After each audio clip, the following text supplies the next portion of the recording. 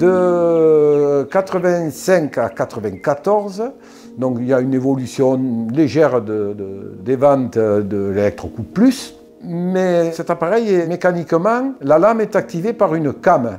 Et l'inconvénient de cette came, c'est qu'une fois qu'on a commencé la coupe, on ne peut pas revenir en arrière, on est obligé de finir la coupe. Et donc, en me creusant un peu la tête, j'ai eu cette idée d'une crémaillère, en bricolant un petit peu, mais bon, voilà. J'ai pu la monter sur une lame, la différence était flagrante. La plupart des sécateurs aujourd'hui qui se fabriquent sont fabriqués avec une crémaillère. Et rapidement, on a fait fabriquer des crémaillères pour sortir le nouveau sécateur. Et là, j'ai dit, on va faire le F3000, en rapport avec les performances des voitures de compétition, de course. À une pub aussi qui était intéressante, on ne pouvait pas prendre trop de photos parce qu'il n'était pas encore fini. Cette publicité, c'était une petite, en noir et blanc, une petite mallette avec juste un câble qui sortait, parce qu'on ne pouvait pas montrer le sécateur. Et un slogan, c'était « Aussi t'es vie, vous allez le découvrir ». La dernière année donc, de l'Electrocoupe Plus, on était aux alentours de moins de 2000 appareils, à la sortie du F3000. On est passé dès la première année à plus de 5000 appareils. Eduardo de Coulon, d'Argentine, taille dans le maté. Le maté, c'est des bois comme ça qui sont très durs et très difficiles à tailler. Il est passé sur notre stand, donc quand il a vu notre sécateur, notre fameux F3000, il était venu jusqu'à Cahuzac parce qu'il voulait vraiment prendre ce sécateur en Argentine. On vous en envoie 5, à une condition, c'est que je vienne avant que vous les utilisiez pour que je vous montre bien comment ça fonctionne, que je vois si ça peut aller pour vous. Sauf que les sécateurs, quand ils sont arrivés en Argentine, ils ont été volés à la douane. J'ai dit, bon, écoute, je viens quand même et je prends un sécateur avec moi. Donc je vais là-bas avec Michel, avec mon épouse, on va en Argentine et on va faire ces démos. Et effectivement, le sécateur, le F3000, qui avait énormément gagné en puissance, correspondait complètement à la taille pour ce maté. Donc on décide de travailler ensemble, on sympathise. Là, à la fin de la semaine, il me dit, envoyer les sécateurs sans les faire payer et sans rien, il ne faut jamais le faire en Argentine. Et depuis, évidemment, on travaille ensemble. On pourrait faire 10 fois plus en Argentine que ce qu'on fait. Le gros problème là-bas, c'est la monnaie, plus les taxes. Un sécateur arrivé en Argentine, il coûte le double avec les taxes qu'ils ont chez eux. Avant de revenir en Australie, ça nous a fait attendre plus de 10 ans. Même l'importateur qu'on avait eu à l'époque, ça ne l'intéressait plus. Et donc, carrément, on a créé Infaco Australie, avec une connaissance gaillacoise qui était en Australie depuis plusieurs années, qui se nomme Thibaut. Et cette filiale, elle a vraiment démarré très rapidement. Et ça fonctionne, c'est un pays qui fonctionne très très bien. Comme ça a bien marché en Australie, et qu'aux USA, on n'arrivait pas à avoir ni d'importateurs, ni de revendeurs qui voulaient suffisamment s'engager, bon, on a dit on va faire pareil. Et là, ça n'a pas été tout à fait la même histoire. Les revendeurs, eux, il faut leur apporter un produit qui se vend de suite, sans problème.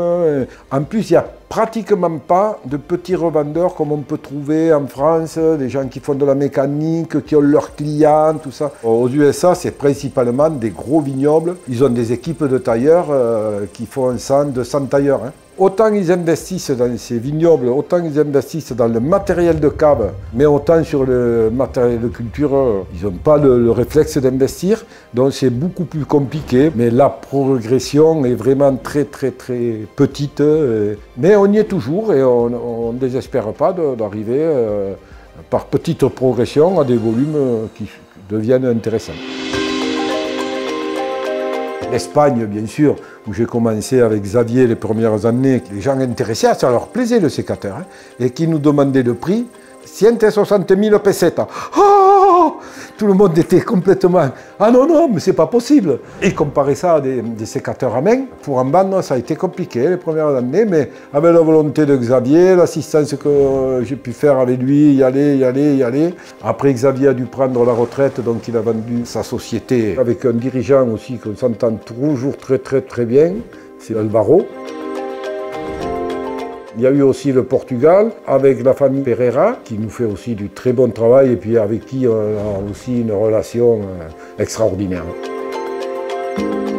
René Albrecht, lui qui a fait tout seul un boulot, vendre le sécateur et faire reconnaître le sécateur en Allemagne, extraordinaire. C'est devenu et ça reste des amis proches et qui sont toujours évidemment nos revendeurs, nos importateurs. C'est plus que des partenaires, c'est, je dirais presque, ils font partie de la famille, quoi. Ils font partie de la famille Mfaco.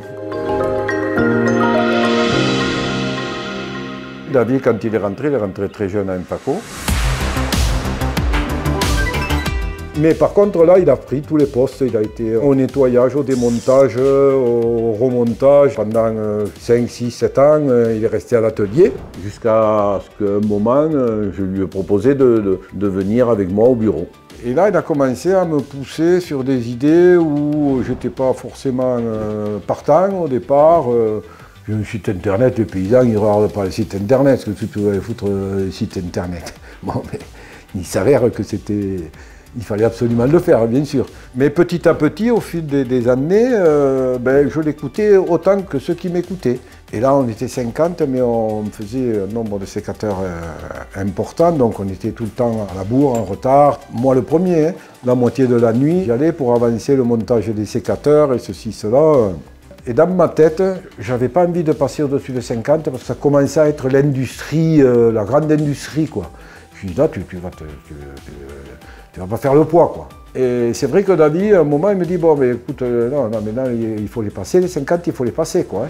Et là, de 50, on est monté à 60, 70, 80, mais c'était un pas un peu difficile à passer, pour moi. On a embauché quelques jeunes qui avaient un niveau de connaissance un peu plus élevé. Olivier Fraisse pour la production, qui au départ n'était pas d'ailleurs responsable de production, hein, qui a été à la production et qui est devenu responsable de production. Greg qui a été devenu responsable de la qualité. Serge Artigue de l'administratif, qui maintenant est à la retraite, mais qui est remplacé par Vincent. Et Christophe Goutte pour le bureau d'études. Et c'est moi qui le chapeautais. Toutes ces personnes-là ont évolué depuis au sein d'Mfaco et tout ce que j'ai cité, à part Serge Artigue qui est à la retraite, font partie maintenant du comité de direction d'Mfaco. On est en 2024, moi j'ai pris la retraite définitivement, ce qui ne m'empêche pas de passer faire un petit tour à Mfaco. Alors ils m'écoutent, après je ne sais pas s'ils m'écoutent, mais ils m'écoutent, ils aiment avoir mon avis toujours. Voilà, ça fait toujours plaisir. Cet esprit un peu de famille, quoi. Hein. Cet esprit, heureusement, il est resté complet. Hein. Et ça, c'est notre âme. C'est indestructible.